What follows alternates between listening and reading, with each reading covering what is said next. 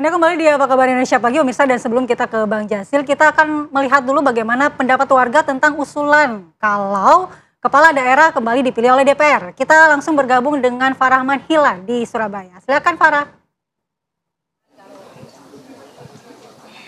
Ya, Andi Kumala, Arif Adil dan juga pemirsa, memang pembahasan berkaitan dengan wacana pemilihan gubernur yang akan dipilih oleh DPRD dibandingkan oleh rakyat ini juga menuai sejumlah tanggapan oleh masyarakat, terutama di wilayah Sidoarjo. Saya coba ajak Anda untuk berbincang langsung dengan warga Sidoarjo terkait dengan wacana yang sedang berkembang saat ini. Assalamualaikum, selamat pagi Bu. Waalaikumsalam warahmatullahi wabarakatuh. Namanya siapa Ibu? Saya Ibu Titi. Ibu Darwati. Ibu Esther. Ibu boleh agak sedikit geser ke sini? Oke. Ibu, ini kan kita melihat perkembangan yang saat ini terjadi ya. Ada wacana berkaitan dengan pemilihan gubernur yang dilakukan oleh DPRD dibandingkan dengan rakyat. Ini bagaimana tanggapannya Bu? Setuju nggak kira-kira? Ya nggak setuju lah, karena apa ya? Rakyat kan yang harus menentukan memilih. Karena dari rakyat ke rakyat. Dari rakyat ke rakyat. Gimana Bu melihat kondisi ini? Apakah sudah tepat atau seperti apa kalau Ibu? Maksudnya hari ini yang tepat? Iya. Kalau hari ini yang kemarin itu sih saya kira tepat ya. Tapi yang dikatakan tadi kalau untuk dilakukan DPRD saya tidak setuju. Di samping itu kurang demokrasi. Kan kalau dilakukan oleh rakyat, dari rakyat demokrasinya tinggi gitu. Ya. Kemudian kalau kita berbicara soal DPRD, ini kan sebenarnya juga perwakilan rakyat. Apa yang kemudian dikhawatirkan Bu jika nantinya pemilihan gubernur dilakukan oleh DPRD? Aku sangat khawatir banget ya, karena balik lagi ke Orde Baru. KKN ini kental banget. Terus kok bojone, anake, apa nih semua diajak DPR. Itu aja luapan dari saya. Ya. Terima kasih. Artinya tidak setuju dengan kondisi sangat tidak setuju. Tapi salah satu faktornya ini adalah tingkat partisipasi yang sangat rendah Bu di masyarakat kita. 68% yang mencoblos saat pilkada. Ini gimana tanggapannya Bu?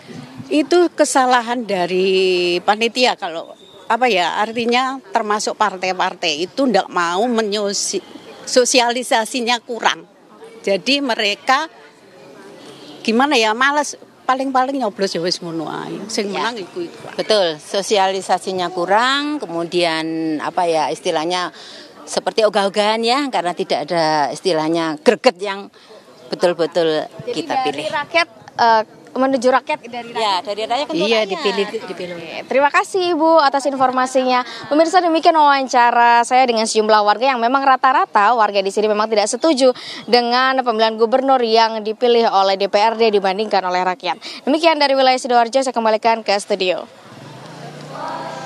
Oke, tanggapan dari warga di sana bersama dengan Farah Manila dari Surabaya. Tegas ya, kayak menolak. Iya, menolak karena nanti kita kembali ke Orde Baru dong. Ini malah Jawa Timur ini basisnya Bang Jasil. Bang Jasil, bagaimana nih melihat tanggapan warga kalau kurang setuju dengan kembali ke pemilihan gubernur ini dipilih oleh DPRD? Karena katanya nanti kembali ke Orde Lama, Bang Jasil. Orde Baru ya. Terus menurut saya itu tidak berdasarkan fakta-fakta yang ada. Biasalah masyarakat awam. Nah, oleh sebab itu kalau kita lihat fakta misalkan politik dinasti, ini data dari Visipol UGM menunjukkan ada 600 lebih calon politik dinasti di daerah. Ini kan besar sesungguhnya. Dia tadi kan kritik soal dinasti. Faktanya pemilihan langsung ini juga diwarnai itu. Nah, itu satu. Yang kedua, kalau ditanyakan kepada warga atau tanyakan juga kepada para pengamat atau lembaga survei, pasti setuju pemilihan langsung. Karena apa? Karena itu bagian dari pekerjaan. Karena politik dianggap politik transaksi. Bahkan sebagian konsultan itulah yang mengajari politik uang di daerah. Nah, oleh sebab itu menurut saya khusus untuk provinsi, seperti yang saya lihat pada data, terjadi banyak pelanggaran korupsi yang dipilih oleh gubernur yang dipilih langsung. lebih dari 7 dari 34 ketika itu. Nah menurut saya cukuplah pemilihan langsung itu untuk memilih presiden dan memilih kepala daerah di tingkat 2. Karena itulah daerah otonomi.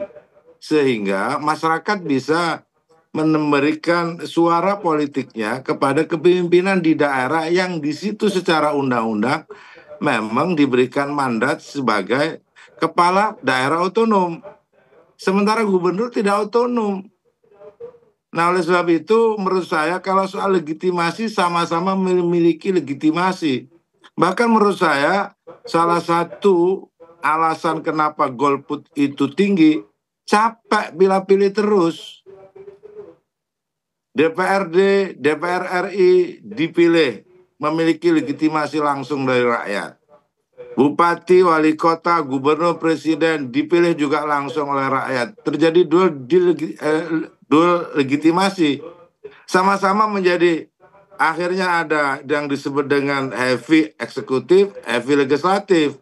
Oleh sebab itu khusus untuk kepala daerah tingkat provinsi, saya ulangi lagi, tingkat provinsi yang menurut undang-undang pemerintahan daerah itu lebih berfungsi sebagai administratif.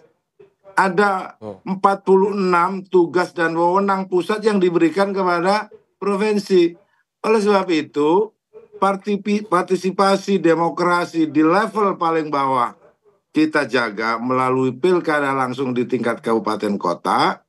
Untuk memilih pemimpin secara nasional sudah ada pilpres secara langsung. Kepemimpinan di tingkat legislatif itu juga dipilih secara langsung. Khusus untuk gubernur dipilih melalui DPRD. Dan sudah lebih nyata bahwa dipilih oleh secara langsung itu lebih nyata mudorotnya. Karena apa? Karena jelas gubernur 8 orang ditangkap KPK. Di tengah pelaksanaan pilkada ditangkap KPK. Kurang apa? Karena tujuan dari pilkada langsung terjadinya stabilitas di pemerintahan daerah. Kalau korup karena biaya tinggi, high cost politik di tingkat provinsi, ya tidak ada gunanya pemilihan langsung itu. Oleh sebab itu pemilihan langsung cukup di tingkat kabupaten kota. Toh masyarakat memberikan legitimasi dan kenal kepada calon bupati dan wali kotanya. Kalau gubernur mungkin belum tentu dalam 1 tahun datang kepada satu kabupaten tertentu atau desa tertentu. Saking luasnya cakupan wilayah provinsi. Saya pikir itu menjadi landasan kita untuk kenapa gubernur harus, menurut saya akan lebih baik dipilih oleh DPRD. Oke, Bang Jerry, konstruksi saya berpikir itu begini. Ada kejadian-kejadian dari pemilihan langsung terhadap gubernur ini, sehingga evaluasi adalah dibakar rumahnya gitu loh. Bukan diperbaiki kuda-kuda atapnya, bukan diperbaiki kusennya, bukan diperbaiki ini gitu. Dan ini datang dari anggota DPR yang ada salah satu fungsinya adalah pengawasan, budgeting juga di situ. Jadi saya punya paling tidak 3 catatan terhadap apa yang tadi Bang Jasil kemukakan. Yang pertama yang tadi itu, sebagian besar yang tadi dikemukakan itu kan ekses. Jadi artinya sistem kita sudah baik, gitu ya. Tapi kalau orang yang menjalankan sistem itu memang punya niat jahat, itu repot. Dan saya kira ini yang sekarang terjadi. Masih bisa diperbaiki nggak itu? Saya kira karena itu saya mau kasih catatan yang ketiga. Catatan saya yang ketiga itu tadi mau saya bilang sebetulnya kita perbaiki sistemnya. Gitu kan, kita perbaiki sistemnya karena sistem apapun itu selalu ada baik dan tidak baiknya, ada positif dan negatifnya. Nah, kalau kita bicara yang negatif terus tanpa komitmen memperbaiki sistem, nah itu nggak akan ada sistem yang baik. Misalnya tadi mengurangi politik uang, eksesnya memang berkurang, nominalnya mungkin tidak berkurang, tapi impact-nya terhadap demokrasi memang baik karena ya artinya politik uang ini terjadi hanya kepada 25 30, 50 orang dan 100 orang di DPR. Publik mungkin tidak terlalu terdampak. Yang sekarang jadi apa kita ini kan karena politik uang ini memang merusak demokrasi dan publik itu atau masyarakat kita mulai makin terbiasa dengan politik uang itu. Jadi seolah-olah ini sesuatu yang normal. Padahal ini kan keliru, salah. Nah yang kedua tadi yang mau saya bilang, tadi Bang Jasil ini bicara soal otonomi daerah. Sebetulnya praktek sekarang ini enggak lagi otonomi daerah kita. Karena semua hal diatur dari pusat sekarang sebetulnya. Jadi undang-undang otonomi daerah yang dulu sempat disahkan tahun berapa? Tahun 2010 kalau nggak salah ya. Itu makin tergerus dengan banyak undang-undang baru. Yang paling radikal itu kan undang-undang tentang cipta kerja ini. Karena dia mengambil banyak kewenangan daerah yang dulu diberikan oleh undang-undang otonomi daerah. Sehingga jadi tempat tinggi. Iya, nah maksud saya begini, politik kita, kecenderungan politik kita, dulu spiritnya awal-awal reformasi itu masih baik, spirit otonomi daerah. Tapi makin kemari, kita makin terpusat lagi. Nah justru di sini problem saya dengan pemilihan langsung dan tidak langsung. Langsung dan tidak langsung itu. Karena itu tadi yang saya bilang. Konsistensi undang-undang dong. Betul, dan ya kalau undang-undang kan DPR dan teman-temannya Bang Jasul ini bisa ubah. Tapi maksud saya kita harus lihat realitas berpolitik kita. Sebetulnya soal kita sekarang ini bukan regulasi dan sistem.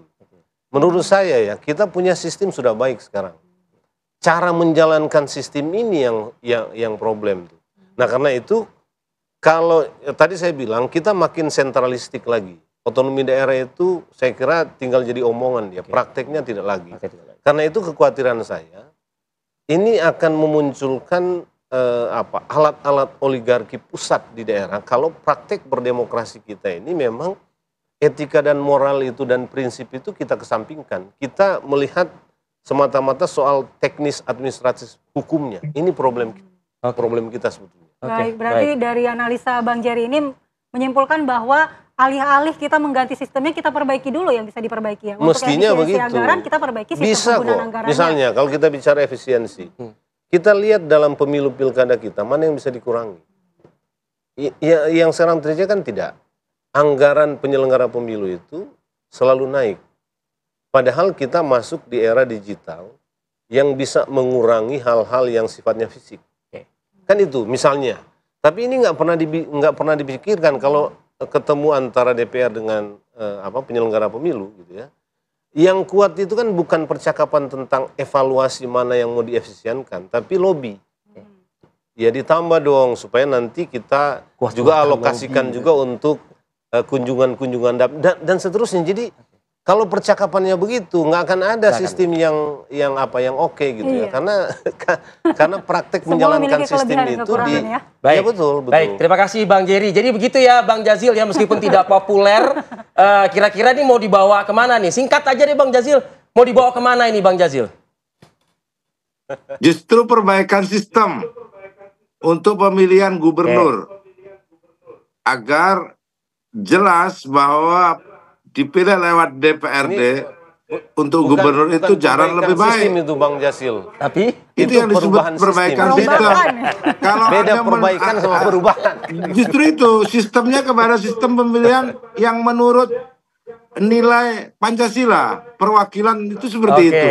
Kalau menurut saya apa yang disampaikan oleh Pak Jerry soal nilai, sistem soal yang praktek sekarang itu semuanya bullshit juga. Dengan alasan karena ini apa? nilai-nilai Karena Pancasila faktanya kan etik banyak dilanggar oleh elit ini. Dengan sistem yang ada ini aja bisa kalau soal itu. Oleh sebab itu menurut saya tawaran perbaikan sistem pemilihan di tingkat provinsi menjadi bagian yang kita bisa ambil. Oke Bang Jazil, terima kasih banyak Bang Jazil, waktunya pagi ini Bang. Atas sama-sama. Penjelasannya ya Bang Jazil ya. Terima kasih Bang. Assalamualaikum Bang Jerry, terima kasih. Terima kasih. Assalamualaikum Bang Jazil. Ya pemirsa, kita akan kembali di Apa Kabar Jerry. Indonesia Pagi, tentu masih dengan bahasan menarik lainnya. Tetaplah di Apa Kabar Indonesia Pagi. Ini bukan perbaikan ya.